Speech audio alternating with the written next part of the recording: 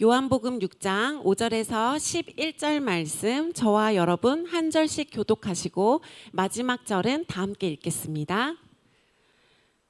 예수께서 눈을 들어 큰 무리가 자기에게로 오는 것을 보시고 빌립에게 이르시되 우리가 어디서 떡을 사서 이 사람들을 먹이겠느냐 하시니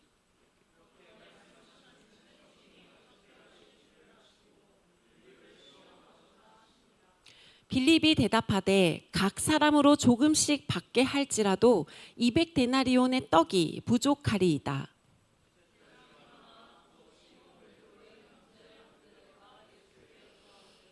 여기 한 아이가 있어 보리떡 5개와 물고기 2마리를 가지고 있나이다. 그러나 그것이 이 많은 사람에게 얼마나 되겠사옵나이까?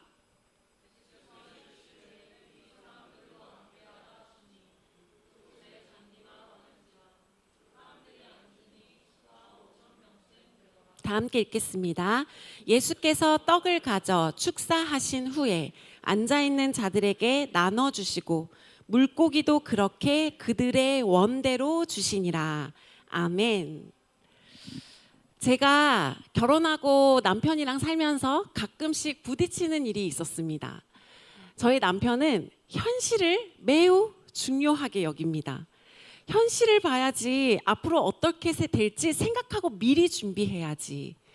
그러면 저는 말을 합니다. 그래도 중요한 일을 결정할 때는 충분히 기도하고 기다린 다음에 결정해야지. 하나님께 물은 다음에 움직여야지. 남편은 현실과 가능성을 얘기하고 저는 기도하고 기다리는 것을 중요하게 여깁니다. 그런데 어느 날 이런 생각이 들었습니다. 잠깐만, 하나님이 우리에게 이성을 주셨는데 그 이성으로 하나님은 우리에게 생각하라고 하셨는데 현실을 계산하는 게 과연 잘못된 것인가? 그렇다고 현실적으로 가능성이 높다고 해서 기도하지 않고 움직이는 것은 괜찮은 것인가? 그렇다면 우리는 이성과 믿음 사이에서 어떻게 살아야 할까요? 이건 아마 청년 여러분들에게도 아주 실질적인 고민일 것입니다. 취업을 준비할 때도 우리는 계산합니다. 내 스펙으로 이 회사에 들어갈 수 있을까? 이직을 할 때도 계산합니다. 지금 옮기는 것이 과연 유리할까? 결혼을 할 때도 계산합니다. 내가 이 사람이랑 결혼을 하면 현실적으로 과연 괜찮을까? 돈과 집과 미래를 계속해서 우리는 생각하면서 계산합니다. 그런데 오늘 본문에도 아주 빠르게 현실적으로 계산하는 사람이 있었습니다. 예수님을 따라서 수많은 사람들이 있었는데 그 중에서 한 명의 사람이 아주 현실적인 계산력이 뛰어난 사람이었습니다. 이때 모인 사람들의 숫자가 몇 명이었냐면 남자만 계산했을 때 이 당시에는 어린 여자아이와 여자 성인들을 계산하지 않았어요. 그런데 이 당시에 그 숫자만 빼고도 5천 명이 넘었다. 예수님을 따라온 무리들이 5천 명이 넘었다라고 성경은 기록하고 있습니다. 그런데 시간이 지나면서 그 수천 명의 사람들이 배가 고파진 거예요. 그때 예수님께서 현실적으로 계산이 아주 빠른 제자 빌립에게 질문을 합니다. 5절을 보시면 빌립아, 우리가 어디서 떡을 사서 이 5천 명이 넘는 수천 명의 사람들을 먹이겠느냐 질문을 했어요. 그런데 6절을 보시면 재밌는 말씀이 나와요. 예수님은요, 빌립이 어떻게 하실지 이미 아시고 빌립을 시험하고자 함이라. 이렇게 말씀이 나와 있습니다. 예수님은요, 몰라서 빌립한테 물어본 것이 아니었습니다. 빌립아, 큰일 났다. 나를 따라서 이렇게 수천 명의 사람들이 왔는데 큰일 났다. 어떡하지? 이들 어떻게 먹이지? 이게 아니고요. 예수님은 이미 어떻게 할지를 알고 있었습니다. 그런데 빌립에게 질문하신 것입니다. 우리가 어디서 떡을 사서 이 수천 명의 사람들을 먹일까 빌립아. 그러자 빌립의 머리가 빠르게 돌아가기 시작합니다. 지금 사람이 몇 명이지? 한 사람에게 조금씩만 준다면 떡값이 얼마나 들지? 그리고 계산을 빠르게 하고 나서 대답을 합니다. 7절을 보시면 빌립이 대답하되 각 사람으로 조금씩만 받게 할지라도 200데나리온의 떡이 부족합니다. 이거는 무슨 말이냐면 예수님 제가 빠르게 정확하게 계산해 봤거든요. 그런데요 안 돼요. 이 수많은 사람들을 먹일 돈이 우리에게는 없어요. 그런데 이때 빌립의 계산이 잘못된 것입니까? 아닙니다. 정확했습니다. 빌립의 계산은 정확했어요. 지금 사람이 몇 명인지 우리가 가지고 있는 것은 얼마인지 정확한 수치를 가지고 누구보다도 수학적으로 계산했습니다. 그런데 문제는 빌립의 계산이 틀린 것이 아니었습니다. 그 계산 속에서 예수님이 빠져 있었습니다. 빌립의 계산에는 사람이 몇 명인지 들어 있었습니다. 돈이 얼마 필요한지도 있었습니다. 떡이 얼마나 부족한지도 있었습니다. 그런데 한 가지가 없었습니다. 내 앞에 예수님이 계신다. 이게 빠져 있었습니다. 여러분 우리도 굉장히 계산을 하면서 살아갑니다. 내가 가진 돈이 얼만데, 내 경력이 어떤데, 지금 이 선택을 하면 몇 년 뒤에는 나는 어떻게 될까? 이 사람과 결혼하면 현실적으로 괜찮을까? 우리는 계산을 해야 할까요? 안 해야 할까요? 계산을 해야 합니다. 현실을 보는 것이 잘못이 아닙니다.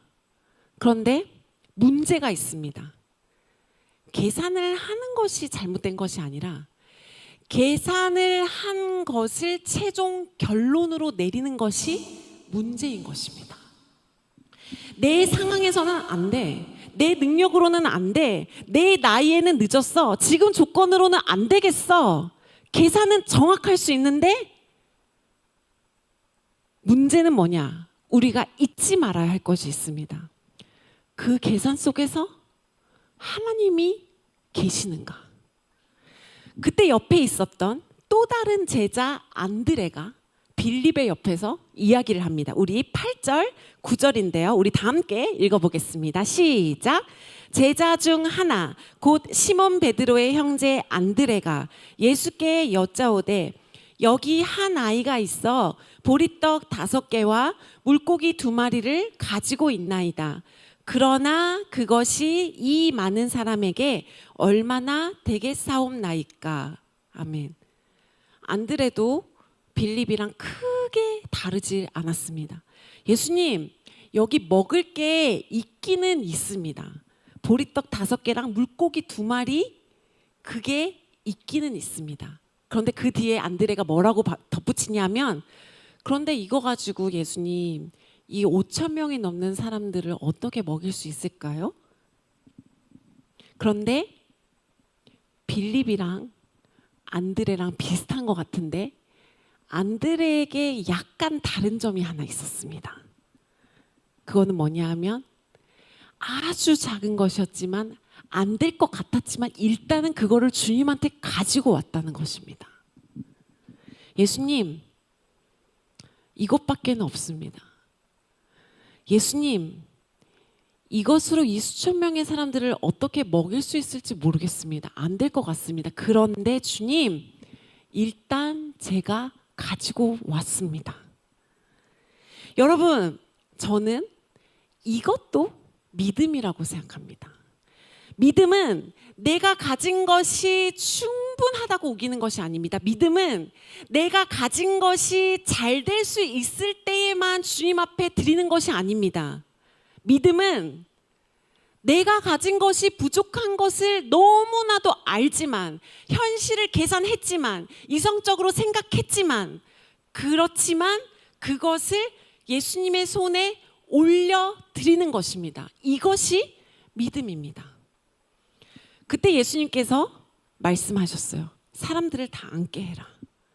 그리고 그 작은 떡과 물고기 2마리를 가지고 받으신 다음에 11절을 보시면 어떻게 하시냐면 그곳에 앉아있는 모든 무리들에게 그들이 원하는 만큼 무한히 먹이십니다. 분명히 시작은 보리떡 5개, 물고기 2마리밖에 없었어요. 그런데 예수님이 그것을 받으시고 나누시자, 예수님이 나누시자 수많은 사람들이 먹기 시작했다는 것입니다. 여기서 중요한 것을 우리는 발견하게 됩니다. 분명히 보리떡 5개, 물고기 2마리, 한 사람의 도시락밖에 되지 않았습니다. 그런데 주님은 그 작은 한 사람의 도시락을 가지고 예수님 손에 들렸을 때 수많은 무리들을 먹이기 시작하는 기적을 이루셨다는 것입니다. 여러분, 내 손에 있을 때는 부족합니다. 이게 나의 현실입니다. 그런데 예수님의 손에서도 똑같이 부족한 것은 아닙니다. 어쩌면 우리는 내가 없는 것만 바라보고 있을지 모르겠습니다. 나는 가진 게 별로 없어. 나는 스펙이 이것밖에 안 돼. 우리 집안의 배경은 이것밖에 안 돼. 나는 특별한 재능도 없어. 그러다 보니까 계속해서 다른 사람이 가지고 있는 오병이어는 뭘까? 저 사람에게는 저게 있는데, 저 사람에게는 저런 부모가 있는데, 저 친구에게는 저런 능력이 있는데, 쟤네 집은 부자인데. 그런데 오늘 예수님은 우리에게 너한테 없는 것을 나에게 가져오라고 말씀하지 않으신다는 것입니다. 지금 너에게 가지고 있는 게 무엇이냐? 그것이 아무리 작아도, 아무리 부족해도 너에게 가지고 있는 것 하나라도 있지 않느냐? 그것을 주님께 가지고 오라. 이것을 주님은 말씀하신다는 것입니다. 그것이 누구의 손에 붙들리냐? 이것이 중요한 것입니다. 저도 남편이랑 이야기하면서 다시 생각하게 되었습니다. 저는 기도해야지 여보. 기도부터 해야지. 남편은 현실을 계산해야지. 기도만 하고 있으면 어떡해. 그런데 둘 중에 하나만 정답은 아니었습니다. 믿음은 현실을 외면하는 것이 아닙니다.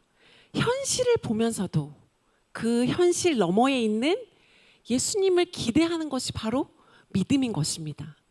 여러분, 여러분에게 들려져 있는 작은 오병이어가 무엇이 있습니까? 여러분, 빌립처럼 여러분이 가지고 있는 것을 정확하게 계산해 보십시오. 여러분, 현실을 외면하지 마시고 나의 현실을 정확하게 따져 보십시오.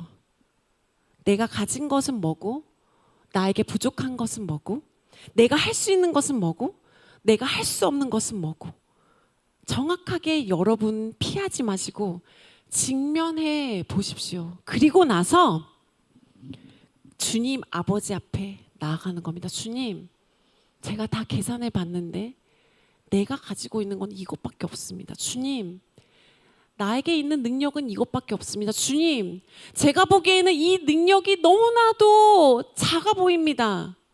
그런데 주님, 내 모든 것을 주님의 손에 드립니다. 주님의 손에 들렸을 때 이것밖에 안 되는 거라도 주님의 손에 들렸을 때 주님은 그것을 가지고 일을 이루시는 분. 이 기대감을 가지고 나의 부족한 것을 그대로 하나님 아버지 앞에 올려드리는 것. 이것을 주님은 우리에게 기다리고 계신다는 것입니다. 저는 이것이 이성과 믿음 사이에서 우리가 가져야 되는 믿음의 태도라고 생각합니다. 사랑하는 청년 여러분, 지금 여러분은 무엇을 계산하고 계십니까? 내가 가지고 있는 자격증이 몇 개인가? 나의 스펙은 어느 정도 되나? 나의 미래는 어느 정도 되나? 나의 사역은 무엇인가? 계산해 봤더니 여러분, 무엇이 여러분에게 나옵니까? 부족하네, 어렵네, 남들보다 뒤처지네, 가능성이 별로 없네. 현실을 바라볼수록 여러분은 이 사실 앞에 서게 될 수 있습니다. 그런데 거기에서 결론을 내리지 마시고, 하나님 아버지, 내가 계산했지만 나에겐 이것밖에 없지만 나의 모든 것을 주님 아버지 앞에 나아가겠습니다. 비록 안드레가 주님 아버지 앞에 나올 때 완벽한 믿음을 가지고 나온 것이 아니었지만, 이것밖에 없지만 주님, 이것으로 어떻게 무엇이 가능하겠습니까 하는 여전히 의심이 있었지만, 그래도 안드레가 주님 아버지 앞에 가지고 나온 것처럼, 그 어린아이의 도시락을 가지고 주님 아버지 앞에 가지고 나온 것처럼, 주님, 내가 계산해 봤더니 이것밖에 안 됩니다. 그런데 내가 주님 아버지 앞에 가지고 나왔습니다. 주님의 손에 붙들리면 모든 것이 하나님의 방법대로 이루어 가실 줄 저는 믿습니다. 이렇게 고백하였으면 좋겠습니다. 여러분이 할 수 있는 한 현실을 피하지 말고 그 현실에서 최선을 다하시기 바랍니다. 그리고 내가 할 수 없는 그 다음은 주님의 손에 넘겨드리는 것입니다.